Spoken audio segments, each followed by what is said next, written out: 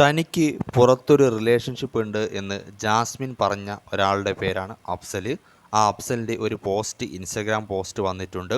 താൻ ചതിക്കപ്പെട്ടിരിക്കുന്നു, തനിക്കിനി ഈ റിലേഷൻഷിപ്പുമായി മുന്നോട്ട് പോകാൻ താല്പര്യമില്ല, എല്ലാം ഇവിടെ അവസാനിക്കുന്നു, തന്നെ അവൾ ചതിച്ചിരിക്കുന്നു.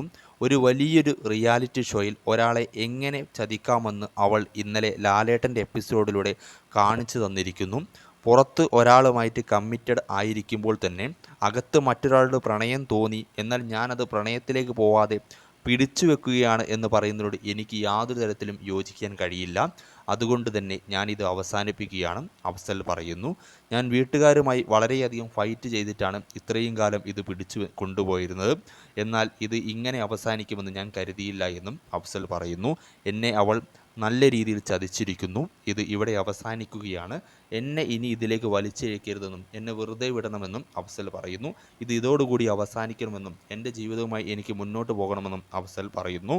അദ്ദേഹത്തിൻ്റെ ഇൻസ്റ്റഗ്രാം പോസ്റ്റ് ഞാൻ ഫുള്ളായിട്ട് ഇവിടെ കൊടുക്കാം, വേണ്ടവർക്ക് വായിക്കാവുന്നതാണ്.